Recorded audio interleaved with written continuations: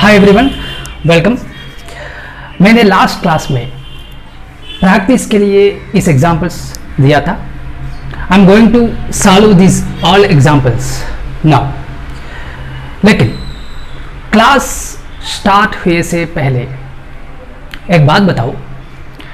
Last class में मैंने discuss किया था इंटेंसिव और एक्सटेंसिव प्रॉपर्टीज के बारे में, right? I'm asking you one question. Intensive properties and extensive properties are additive properties or non-additive? Tell me.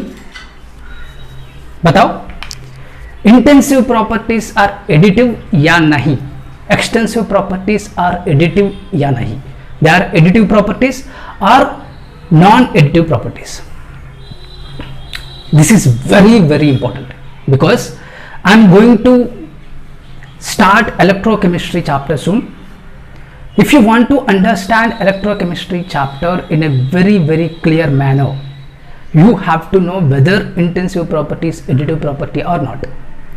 I'm going to discuss, if I have the time, I'm going to discuss about the intensive and extensive properties, whether they are additive or not. I'm going to discuss at the end of my video. Okay, so first of all, I'm going to give the answers. I'm going to give explanations. So these questions related to types of systems. So these types of systems have discussed in my part 1 video. If you haven't watched it, please go and watch. Okay, so that you can understand these examples in a very clear manner. Okay, so I'm asking you which type of system. So first question, turbine. Turbine is open system or closed system or isolated system? That is the question. Now turbine is nothing but one blade, one rotatory blade. Generally these rotatory blades, we can see some electric machines like generators. If you take the generator, so I already discussed about the generator in my last video.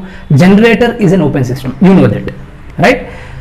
So now we have one fuel, some fuel is in the generator, right? To run a machine we have one fuel, whether मान लो it is water. Now this water will give some mechanical energy to the rotatory blade. Rotatory blade is nothing but your turbine. Turbine is nothing but rotatory blade. So this water or any fuel which is there in the generator or any electric machine, generally in generator, will give some mechanical energy to the rotatory blade. Right, now this rotatory blade will convert this mechanical energy to electrical energy. So that's why we are getting electricity from the generator. So here what happens? Energy is converting. First of all, this rotatory blade is taking some mechanical energy from the fuel which is there in the generator. Now it is giving some electricity. That means energy is exchanging between the system and surroundings. It is clear. Now matter, it is taking some fuel from the generator and it is giving some air to the surroundings, right? That is, matter is also exchanging. So matter and energy both are exchanging in turbines. So turbines is open system. So turbines is open system. Okay, now boiling soup in a closed pan. I am boiling a soup. I am taking the container and I am boiling it. Soup is there. Now I closed the container with closed pan. What happens? It is taking heat. So heat energy it is taking.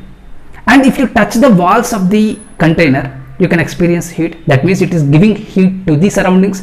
That means energy is exchanging. But because of the closed container, matter is not exchanging, soap is not exchanging with the surroundings, air particles are not moving outside. So boiling soup in a closed pan is the closed system. Okay, so this is closed system. Next, beaker filled with water. Now it is open system. Clearly, why it is open system?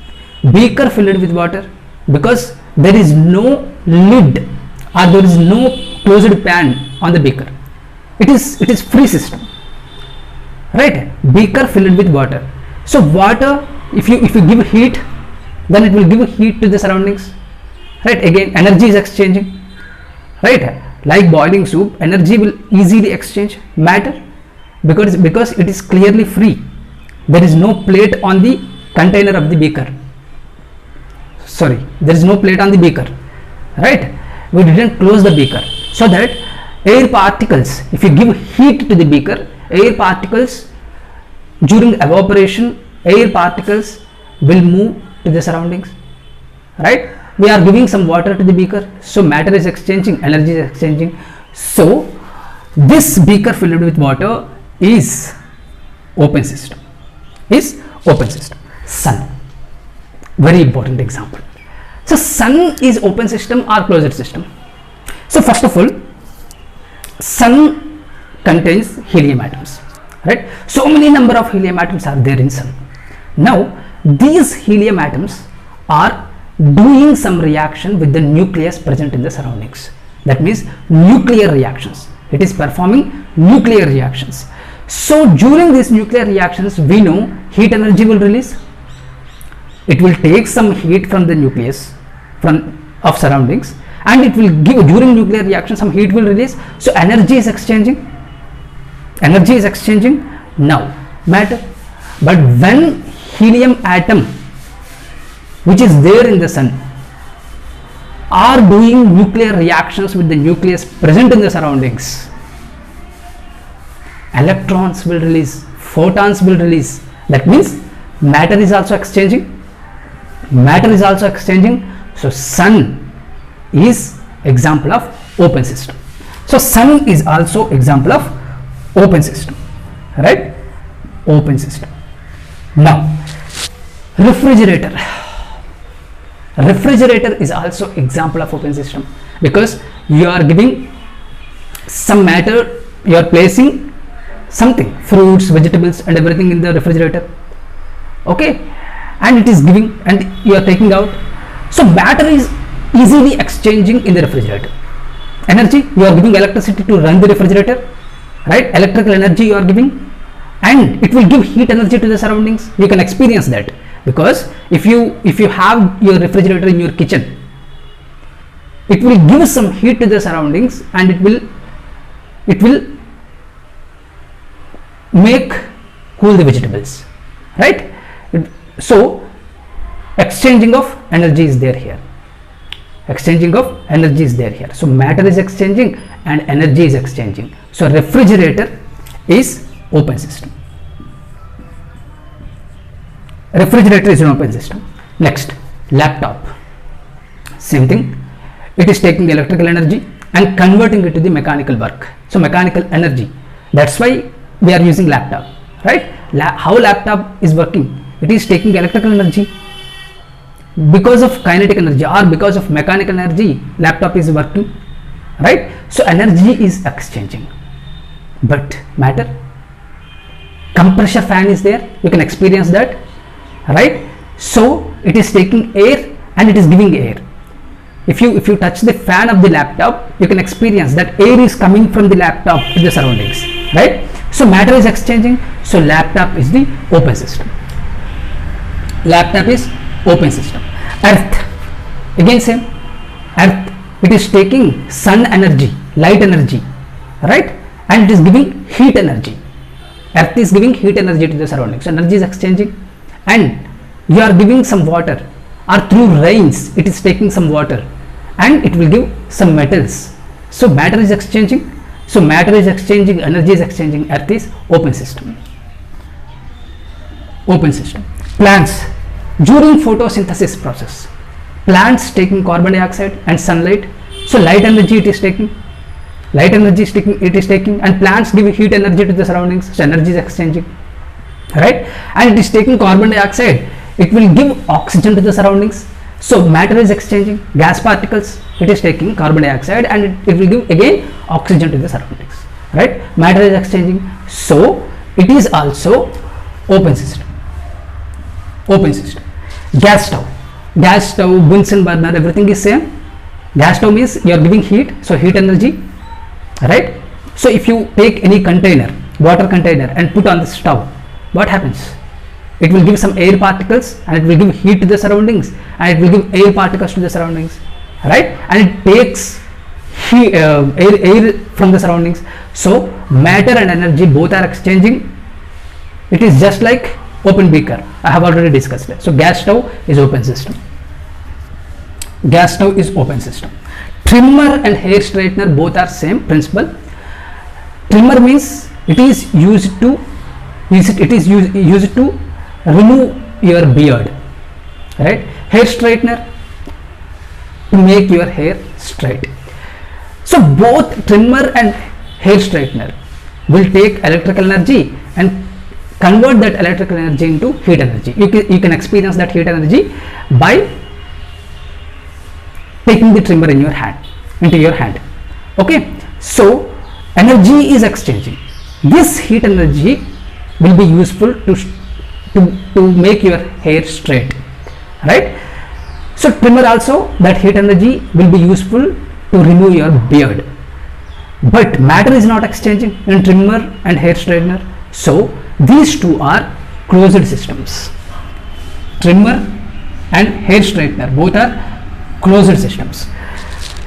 Closed piston cylinder. Closed piston cylinder with valve. That means you are giving some pressure by using piston. By using piston, you are giving some pressure. So what happens? Gas particles are there in the container. So you are giving some energy from the surrounding. Now, because of compression or expansion, gas particles are moving. Kinetic energy is just occurring, right? So because of kinetic energy, so this you are giving some energy. That energy is being converted into kinetic energy. So energy is exchanging, but because of the valve, closed valve, matter is not exchanging. So closed piston cylinder is the example of closed system. Okay, next, pressure cooker. Pressure cooker is also same. Pressure cooker, there is a plate on the container, right? This is not free, so it is taking heat from the stove and it will give heat energy to the surroundings, but it cannot exchange matter. So it is closed system. So pressure cooker is a closed system.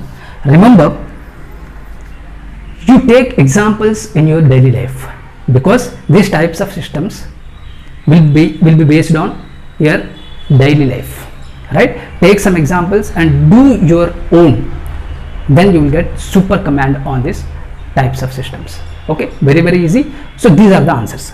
Now coming to the point, I'm asking you this intensive property and extensive property, whether intensive property is additive property or non-additive property. At the same time, extensive property is additive property or non-additive property. Very important. Okay, देखो, intensive property, for suppose I am taking this container, right? I am taking this container. So now water is there again, right? And I am just dividing this container and I have two small parts now. Here water, here also water, right? Here also water. Now I am taking first of all length. This length initially, okay, for suppose 5 centimeter length, okay, 5 centimeter length. Here this container, after bisection, okay, this container has 3 centimeters, this container has 2 centimeters, okay, this container has 2 centimeters. Now I am asking you, 3 plus 2, 5, right? So this is A, this is B. So A plus B equal to this, okay, मान लो it is C. So A plus B equal to C. So 3 plus 2 equal to 5. Okay, so when size, depend upon the size, properties has been changed. Depending upon the size, properties has been changed. So it is extensive property. It is extensive property. So extensive property is additive because 3 plus 2 equal to 5. It is equal to original molecule's length. So extensive property is additive property. extensive property is additive property. Additive property. By adding these two lengths, you can get again this length. So this is additive property. But if you take the molecular mass of water, 18 grams, here also water 18 grams, here also water 18 grams, that is molecular weight. So molecular weight, now take 18 plus 18, 18 plus 18 equal to 36. That means here 18 grams, that means which is not equal to C, because this C has 18 grams, right? But here this 18 plus 18 equal to 36. That means this is non-additive. So intensive properties are non-additive properties, right? Extensive properties are additive properties.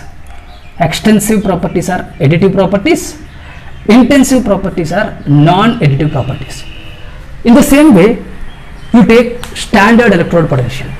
Standard electrode potential is intensive property, so that it is non-additive property, right? It is non-additive property. Remember, this point is very, very important. I am going to ask you again this same concept in the electrochemistry chapter. Okay, so very, very important. Remember. Okay, yeah, that's all. Thank you so much for watching. That's all for today's class. Have a nice day. Bye bye.